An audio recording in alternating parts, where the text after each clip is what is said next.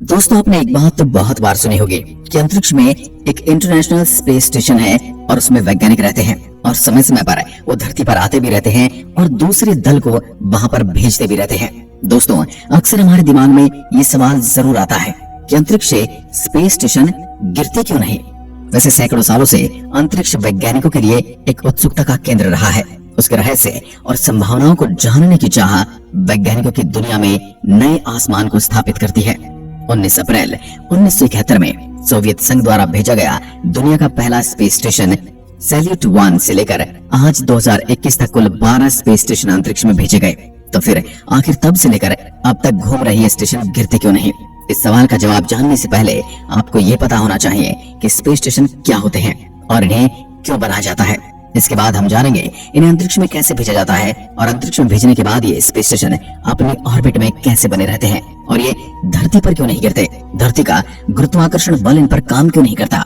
आइए फिर जानते हैं इन्हीं सवालों के जवाब आज की इस वीडियो में और बने रहिए वीडियो में अंत तक। दोस्तों, कई दशकों पहले स्पेस स्टेशन बनाने के विचार को महज एक साइंस फिक्शन माना जाता था और ये केवल स्पेस लवर की कल्पना तक सीमित था, जब तक 1940 के दशक में स्पष्ट नहीं हो गया कि इस तरह के स्ट्रक्चर का निर्माण विज्ञान द्वारा प्राप्त किया जा सकता है। क्या होता है स्पेस स्टेशन?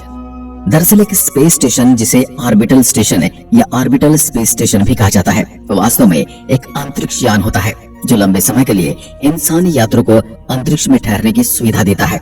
यानी कि ये एक अस्थायी घर होता है जहाँ पर हम जाकर रिसर्च करते हैं और अंतरिक्ष के बारे में नई नई चीजों की खोज करते हैं।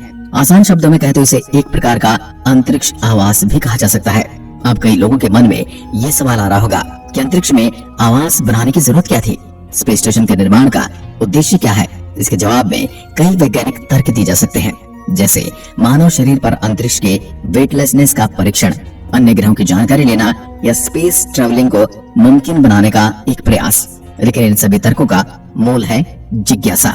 दोस्तों, अगर आपसे कहा जाए कि इस यूनिवर्स में हमारा अस्तित्व केवल धरती पर मौजूद एक छोटी चींटी से भी कम मायने रखता है, तो शायद ये कहना बिल्कुल सही होगा। और इसी तरह से अंतरिक्ष में छिपे हजारों रहस्य को जानने के लिए स्पेस स्टेशन का निर्माण करना बहुत जरूरी था। एक ऑर्बिटल स्टेशन को बनाए रखने का उद्देश्य कार्यक्रम के आधार पर भिन्न होता है। स्पेस स्टेशन को अक्सर वैज्ञानिक उद्देश्यों के लिए लॉन्च किया गया है, लेकिन बीते कुछ सालों में मिलिट्री लॉन्चेस भी हुए हैं। 1950 के दशक में जैसे ही अंतरिक्ष युग शुरू हुआ, अंतरिक्ष विमानों और स्टेशनों के डिजाइन मीडिया के बीच पॉपुलर हो गए। पहला अल्प विकसित स्टेशन 1969 में अंतरिक्ष में 2 रशियन सोयुज़ व्हीकल को जोड़कर बनाया गया था। उसके बाद 1984 में ISS इंटरनेशनल स्पेस स्टेशन का निर्माण हुआ। इंटरनेशनल स्पेस स्टेशन पृथ्वी के निचले ऑर्बिट में नासा द्वारा निर्मित एक पूरी तरह से ऑपरेशनल और स्थायी रूप से बसा हुआ स्पेस स्टेशन मौजूद है, जो कि इंटरनेशनल स्पेस स्टेशन ISS के नाम से जाना जाता है। इसका इस्तेमाल मानव शरीर और अंतरिक्ष यान के प्रभावों का अध्ययन करने के साथ साथ कई स्पेस मिशन के और एस्ट्रोनॉट को रहने का स्थान प्रदान करने के लिए किया जाता है। इसे 15 देशों ने मिलकर बनाया है। दुनिया के सबसे बड़े स्टेशन इंटरनेशनल स्पेस स्टेशन को इकट्ठा होने में 10 साल और 30 से अधिक मिशन लगे। ये 15 देशों का प्रतिनिधित्व करने वाली 5 स्पेस एजेंसियों के बीच वैज्ञानिक और इंजीनियरिंग सहयोग का एक अभूतपूर्व परिणाम है। ISS यानी इंटरनेशनल स्पेस स्टेशन लगभग एक फुटबॉल मैदान के आकार का है, जिसका वजन करीब 460 टन है और ये पृथ्वी से 250 मील ऊपर अंतरिक्ष में परिक्रमा करता है। कभी कभी यह 450 मील के अंतराल पर भी पहुंच जाता है। इसे मानव इतिहास की सबसे बड़ी कामयाबी के तौर पर भी देखा जाता है। अब सवाल उठता है कि इतना विशाल और वजनदार स्पेसक्राफ्ट स्टेशन अंतरिक्ष में भेजा कैसे गया? किसी साधारण स्पेसक्राफ्ट की तरह स्पेस स्टेशन को अंतरिक्ष में भेजना बिल्कुल भी आसान नहीं होता। पृथ्वी पर स्पेस स्टेशन बनाना और फिर उसे एक ही बार में अंतरिक्ष में लॉन्च करना असंभव है। ऐसे रॉकेट का निर्माण आज तक नहीं हुआ जो कि इतने विशाल स्पेस स्टेशन का भार उठा सके। इंटरनेशनल स्पेस स्टेशन को पृथ्वी के लोअर ऑर्बिट तक पहुंचाने में भी एक समस्या थी। हालांकि इस समस्या को दूर करने के लिए स्पेस स्टेशन को अंतरिक्ष में अलग अलग हिस्सों में लॉन्च किया गया और धीरे धीरे ऑर्बिट में स्थापित किया गया, जो कि पृथ्वी की सतह से लगभग 400 किलोमीटर ऊपर है। इंटरनेशनल स्पेस स्टेशन को असेंबल करने की प्रक्रिया 1990 के दशक से चल रही है। अंतरिक्ष में स्पेस स्टेशन को जरूरी सपोर्ट सिस्टम देने के लिए समय के साथ साथ स्पेस मॉड्यूल और अंतरिक्ष में भेजा जाता है। अंतरिक्ष में स्पेस स्टेशन को जरूरी सपोर्ट सिस्टम देने के लिए समय के साथ साथ मटेरियल को अंतरिक्ष में भेजा जाता है। 20 नवंबर 1998 में एक प्रोटॉन रॉकेट द्वारा इंटरनेशनल स्पेस स्टेशन के पहले मॉड्यूल जारिया को लॉन्च किया गया था। जारिया के लॉन्च होने के 2 सप्ताह बाद STS-88 स्पेस शटल मिशन में यूनिटी को लगाया गया, जो 3 नॉट मॉड्यूल से बना हुआ था और इसे जारिया से जोड़ा गया था।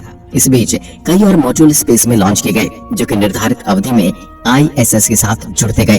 पूरे स्पेस स्टेशन के निर्माण के लिए 40 से ज्यादा असेंबली उड़ानों की जरूरत थी। 2020 तक 36 स्पेस शटल उड़ानों के द्वारा ISS एलिमेंट्स को स्पेस में डिलीवर किया गया। किसी भी स्टेशन को अपनी ऑर्बिट में बने रहना बहुत जरूरी होता है, इसलिए अब जानते हैं स्पेस स्टेशन अपने ऑर्बिट में लंबे समय तक कैसे रहते हैं और वो गिरते क्यों नहीं। दोस्तों, स्पेस स्टेशन के हिस्सों को रॉकेट की मदद से ऑर्बिट में लाया जाता है। ऑर्बिट में पहुंचने और वहां बने रहने के लिए स्पेस स्टेशन को एक निश्चित गति की आवश्यकता होती है। इंटरनेशनल स्पेस स्टेशन पृथ्वी के चारों ओर ऑर्बिट में लगभग 17,105 मील प्रति घंटा यानी तकरीबन 5 मील प्रति सेकंड की स्पीड से ट्रेवल करता है। इसका मतलब ये हुआ कि स्पेस स्टेशन हर 92 मिनट में पृथ्वी का एक चक्कर लगा लेता है और इस अंतराल में वह हर 3 घंटे में सूर्योदय होते देखता है। स्पेस स्टेशन धरती पर क्यों नहीं गिरते, ये समझने के लिए ISS जैसे स्पेस स्टेशन अंतरिक्ष में कैसे रहते हैं, हमें उस पर लगने वाले फोर्स के बारे में जानने की जरूरत है। आप फोर्स को नहीं देख सकते, लेकिन आप इसे महसूस कर सकते हैं। फोर्स लगने से कोई भी चीज मोशन में आ सकती है और यही फोर्स गतिमान चीज को रोक भी सकता है।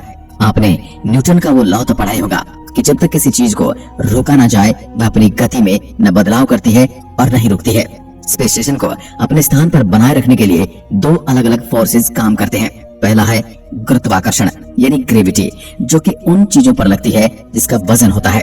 जो चीजें बहुत भारी होती हैं, जैसे कि ग्रह, एक फोर्स बनाते हैं जो कि छोटी चीजों को अपनी ओर आकर्षित करती है या उन्हें खींचती है, जैसे हमारी धरती का गुरुत्वाकर्षण बल। इसी वजह से हम सभी आकाश में नहीं तैरते और जब हम हवा में कूदते हैं तो फिर से नीचे आ गिर जाते हैं, क्योंकि पृथ्वी का गुरुत्वाकर्षण हमेशा हमें जमीन पर खींच रहा होता है। जब एस्ट्रोनॉट पृथ्वी से दूर जाते हैं तब वे स्पेस में तैरते हैं, क्योंकि वे धरती के ग्रेविटेशनल पुल को एस्केप कर चुके होते हैं। तो फिर ग्रेविटी स्पेस स्टेशन को वापस धरती पर क्यों नहीं खींचती? इस सवाल का जवाब जानने के लिए आपको एक दूसरे फोर्स के बारे में जानना होगा, जिसे सेंट्रीफ्यूगल फोर्स कहते हैं। दरअसल जब चीजें एक घेरे में घूमती हैं, तो सेंट्रीफ्यूगल फोर्स उन्हें घेरे से बाहर धकेलता है। हम सभी ने अनजाने में ही सही, लेकिन सेंट्रीफ्यूगल फोर्स को जरूर अनुभव किया है। जैसे जब आपके पास में कोई गोल चक्कर या हिंडोला झूले पीछे से धकेला जाता है, तब वह सेंट्रीफ्यूगल फोर्स को महसूस कर सकते हैं। इंटरनेशनल स्पेस स्टेशन जैसे स्पेस स्टेशन पर निर्धारित गति से पृथ्वी की ओर चक्कर लगाते हैं, जिसे दूर धकेलने वाला सेंट्रीफ्यूगल फोर्स ठीक उतना ही होता है जितना कि इसे अंदर खींचने वाला ग्रेविटेशनल फोर्स। दोनों फोर्सेस के बीच बने इस बैलेंस को स्टेबल ऑर्बिट कहते हैं। जब तक इसके साथ बदलाव न किया जाए या स्पेस स्टेशन को रोका न जाए, ये इसी तरह अंतरिक्ष में बना रहेगा और इसी वजह से बड़े बड़े स्पेस स्टेशन अंतरिक्ष में अपने ऑर्बिट पर चक्कर लगाते रहते हैं और धरती पर वापस नहीं गिरते। तो क्या स्पेस स्टेशन हमेशा अंतरिक्ष में रहेंगे और वापस नहीं आएंगे? क्या स्पेस स्टेशन धरती पर वापस लौट सकते हैं? जब एस्ट्रोनॉट स्पेस स्टेशन से धरती पर लौटते हैं तो उसे छोटी कैप्सूल्स में वापस आते हैं जो उन्हें वहां पर लेके गया था। हालांकि उस छोटे कैप्सूल्स में केवल 3 लोग ही वापस आ सकते हैं, उससे ज्यादा नहीं। अगर इंटरनेशनल स्पेस स्टेशन की बात करें तो क्या होगा जब हम इंटरनेशनल स्पेस स्टेशन का उपयोग नहीं करेंगे? वैज्ञानिकों का कहना है कि इंटरनेशनल स्पेस स्टेशन के कुछ हिस्सों को नए स्पेस स्टेशन में फिर से इस्तेमाल करने के लिए स्पेस में रखा जा सकता है, लेकिन इसका अधिकांश भाग पृथ्वी पर लौट आएगा। ऐसा करने के लिए मिशन कंट्रोलर्स स्टेशन से जुड़े रॉकेटों का उपयोग कर इसे पृथ्वी के करीब ले जाने की कोशिश करेंगे। जब ये काफी करीब होगा तब धरती का ग्रेविटेशनल पुल इसे अंदर खींचना शुरू कर देगा। आखिरकार ये वायुमंडल से टकराएगा और आग की लपटों में बदल जाएगा। ऐसा घर्षण के प्रभाव की वजह से होता है, जिसे अंग्रेजी में फ्रिक्शन कहा जाता है। दोस्तों, फ्रिक्शन जब अस्तित्व में आता है तब 2 चीजें वास्तव में तेजी से एक दूसरे से आगे बढ़ने की कोशिश करती हैं। ये संपर्क में आती हैं। घर्षण के कारण चीजें गर्म हो जाती हैं और ठीक उसी तरह जिस तरह 2 पत्थरों को आपस में घिसने से चिंगारी बनती है। एक बार जब इंटरनेशनल स्पेस स्टेशन वायुमंडल को पार कर लेगा तो उसके जले हुए हिस्से संभवतः प्रशांत महासागर से जाकर टकराएंगे और वो अपने पुराने साथियों से मिलेंगे। यानी वहां पर ही सबसे ज्यादा इंटरनेशनल स्पेस स्टेशन को गिराया गया है आज की वीडियो में बस इतना ही। अगर वीडियो पसंद आए तो लाइक कीजिए और ऐसे वीडियोस के लिए हमारे चैनल को सब्सक्राइब जरूर करें। धन्यवाद। जय हिंद, जय भारत।